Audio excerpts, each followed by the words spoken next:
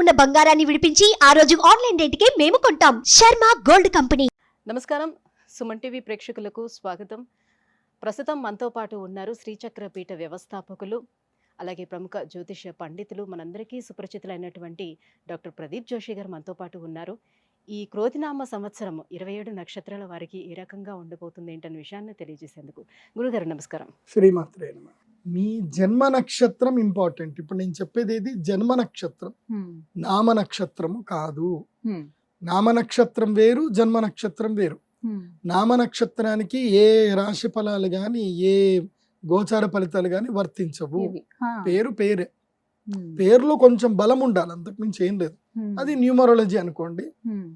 మిగతాదంతా కూడా ఇప్పుడు నేను చెప్పేటువంటి నక్షత్ర ఫలితాలు ఏవవుతున్నాయి నామ నక్షత్రాన్ని బట్టి, సారీ నేను చెప్పేటువంటి పరీక్ష ఏవైతే నక్షత్ర ఫలితాలు ఏవైతున్నాయో ఇవి జన్మ నక్షత్రం అయితే తెలుసుకోవాలి. మీ జన్మ నక్షత్రం మీకు తెలియదంటే నా వెబ్సైట్కి విజిట్ అవ్వండి. అక్కడ మీ date of birth, time, place అన్ని కూడా ఎంటర్ చేయండి. మీకు మీ యొక్క జాతకం మీకు ఈమెయిల్లో PDF రూపంలో వస్తుంది. ఇది 500 పేజీలకు పైగా వస్తుంది. డే టు డే రిపోర్ట్ తో సహా వస్తుంది. అంటే ఈ రోజు ఏం జరగబోతుంది, రేపు ఏం జరగబోతుంది అనేది సూచన ప్రాయంగా డే టు డే రిపోర్ట్ తో సహా వస్తుంది. సో అది మీరు స్వీకరించవచ్చు. మీ జన్మ నక్షత్రం అక్కడ నుంచి తెలుసుకోండి. పేర్లను బట్టి ఇప్పుడు శ్రీనివాస్ అని పేరు ఉంటుంది, అందరూ తులారాశి అని చెప్పేస్తారు. కాదు. ఇప్పుడు వెంకటేష్ అంటారు, వేవో కాకి మృగశిర నక్షత్రము అంటే ఇది మిథున రాశి అని చెప్పేస్తారు. కాదు. సో ఇలా పేరును బట్టి మీరు రాశులు చెప్పుకోకండి, నక్షత్రాలు చెప్పుకోకండి, దాని ఫలితాలు ఉండవు. సో ఇప్పుడు ఈ సంవత్సరము క్రోధినామ సంవత్సరంలో ఒక్కొక్క నక్షత్రం వారికి ఎలా ఫలితాలు ఉన్నాయో చెప్తాను. అందరూ జాగ్రత్తగా వినండి.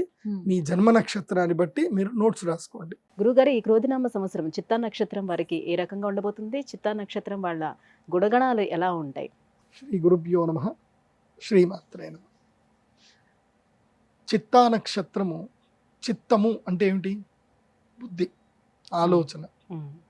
ఈ సంవత్సరము చిత్తా నక్షత్రం వారు తమ బుద్ధి రీత్యా ఎక్స్ప్లోర్ అవ్వాల్సిన సమయం ఇది. వీళ్ళు కూడా ఈ సంవత్సరము అదృష్ట యోగ జాతకులే. వీళ్ళు కూడా టాప్ 10లోనే ఉన్నారు. వీళ్ళు ఎక్స్ప్లోర్ తప్పకుండా అవ్వాలి. అంటే కొత్త ప్రదేశాలు విజిట్ చేయాలి. ఈ సంవత్సరము పక్క వాళ్ళ మీద డిపెండ్ అవ్వకూడదు, అన్డిపెండెన్సీ పెట్టుకోవాలి. ఎవరి మీద డిపెండ్ అవ్వకూడదు. ఒంటరి ప్రయాణం చేయాలి. ఈ సంవత్సరం అంతా కూడా ఒంటరి ప్రయాణం. నేను ఒక్కడినే, నాతోనే నేను చేస్తాను. ఇప్పుడు ఉదాహరణకు చాలామంది ఏంటంటే ఏదైనా పని చేసేది ఉంటే వాడు లేడు, వీడు లేడు, లేదా అది అది అది జరగలేదు, నాకు అది లేదు, ఇది లేదు, ఇవన్నీ పక్కన పెట్టండి. ఏది లేదు అనే దాన్ని పక్కన పెట్టండి. ఏది నీ దగ్గర ఉంది అనే దాన్ని సద్వినియోగం చేసుకోండి. లేదు అనే దానితోటి పని ఆగిపోతుంది. సో అలా పని ఆపకండి. ఏది ఉందో దాన్ని సద్వినియోగం చేసుకోండి. ఉన్నంతలో పని చేయండి, ఉన్నంతలో సాటిస్ఫై అవ్వండి, ఉన్నంత దాంట్లోనే చేయండి. అలా చేస్తే చిత్తా నక్షత్రం వారు ఈ సంవత్సరం అదృష్ట యోగ జాతకులు. బాగుంది. ఈ సంవత్సరం ప్రయాణాలు చేయవలసి ఉంటుంది. తర్వాత విదేశీ యోగం కూడా ఉంటుంది. ఈ సంవత్సరం ఏదైనా విదేశాలకు వెళ్ళాలనుకుంటే విదేశాలకు వెళ్ళండి. తర్వాత ముఖ్యంగా వివాహ సౌఖ్యం సిద్ధిస్తుంది. యంగ్స్టర్స్కి ప్రేమలో పడతారు, ప్రేమలో లేస్తారు, ప్రేమలో కూలబడతారు, నానా యాతనలు పడతారు. మొదలు ఎవరైతే మీ జీవితంలోకి వస్తారు ఈ సంవత్సరము, వచ్చిన 2 నెలలు బాగుంటుంది. 3వ నెల 4వ నెల నుంచి నరకం చూపిస్తారు. 5వ నెలలో మీరు రియలైజ్ అవుతారు. 8వ నెలకి సెటిల్ అయిపోతారు. 9వ నెలతోటి కాంప్రమైజ్ అవుతూ కాపురం చేస్తారు. ఇలా మీ జీవితం లోపల 9 నెలల గర్భశోకం ఈ సంవత్సరం మీకు ఉంటుంది. అది కాకుండా ఈ సంవత్సరం విశేషంగా ఏమిటంటే కొత్తగా పెట్టుబడులు పెట్టి వ్యాపారాలు ఏమైనా ఉంటే చేసుకోండి, అద్భుతంగా కలిసి వస్తుంది. ఇంకా చెప్పాలి అని అంటే మీరు కూడా ఏంటంటే ఈ సంవత్సరము ఒక 100 మంది కొత్త వ్యక్తులను కలుస్తాను అని టాస్క్ పెట్టుకోండి. ఎవరైనా సక్సెస్ఫుల్ పీపుల్ ఉంటారు, వాళ్ళ జీవితంలో వాళ్ళు సక్సెస్ అయ్యి ఓ స్టేజ్ మీదకి వెళ్ళి అందరికీ ఓ స్పీచ్ చెప్పే కెపాసిటీ ఎవరికైతే రీచ్ అయిందో వాళ్ళందరినీ వెళ్ళి కలవండి. ఈ సంవత్సరం 100 మంది కొత్త వాళ్ళని కలవాలి. వాళ్ళ యొక్క అనుభవాలు ఏంటి, వాళ్ళ జీవితంలో ఏమేమి సాధించారు, ఏం కోల్పోయారు, ఎలా వాళ్ళ జీవితాలు జరిగాయని అనుభవాలన్నీ కూడా నేర్చుకోవాలి. ఎప్పటి వరకు? ఆగస్టు వరకు. సెప్టెంబర్, అక్టోబర్, నవంబర్, డిసెంబర్, జనవరి, ఫిబ్రవరి ఈ 6 మంత్స్ మీరు అద్భుతంగా ఎక్స్ప్లోర్ చేస్తారు, కలిసి వస్తుంది.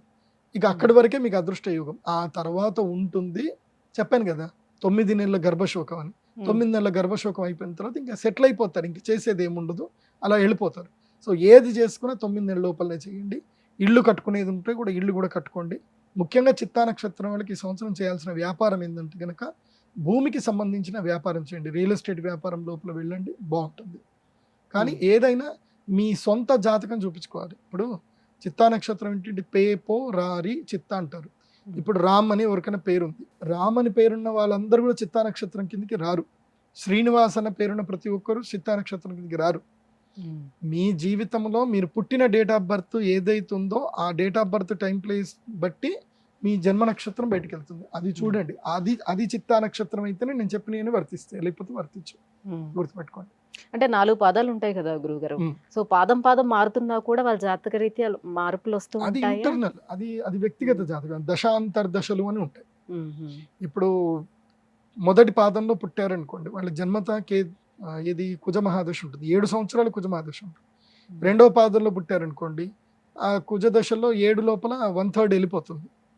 సో మూడో పాదంలో పుట్టారనుకోండి, 3.5 సంవత్సరాలు మాత్రమే కుజ దశ ఉంటుంది. సో వీళ్ళకి ఎర్లీగా రాహు దశ రావడం ఉంటుంది. మెయిన్గా ఏంటంటే ఈ చిత్తా నక్షత్ర జాతకులకు అస్సలైన టైంకి జీవితం లోపల 7th ఇయర్ నుంచి 25th ఇయర్ వరకు వీళ్ళ జీవితంలో చాలా మోస్ట్ ఇంపార్టెంట్ పీరియడ్ ఇదే కదా అందరికి కూడా. అక్కడనే కూలబడిపోతారు, బికాస్ రాహు మహాదశ ఉంటుంది కాబట్టి. అందుకే ఎవరికైనా సరే రాహు మహాదశ ఉంది అనుకోండి, వాళ్ళు ఈ అక్షయ తృతీయ రోజు వచ్చి మహాలక్ష్మి యాగం చేయించుకోండి. ఎందుకోసం అంటే ఎప్పుడైనా గుర్తుపెట్టుకోండి, చిత్తా నక్షత్ర జాతకులు తమ జీవితంలో 7వ సంవత్సరం నుంచి 24వ సంవత్సరం లోపల, అంటే 13 సంవత్సరాల లోపలనే ఉచ్చిష్ట చాండాలిని అని ఒక అమ్మవారి యొక్క తంత్ర పూజ ఉంటుంది.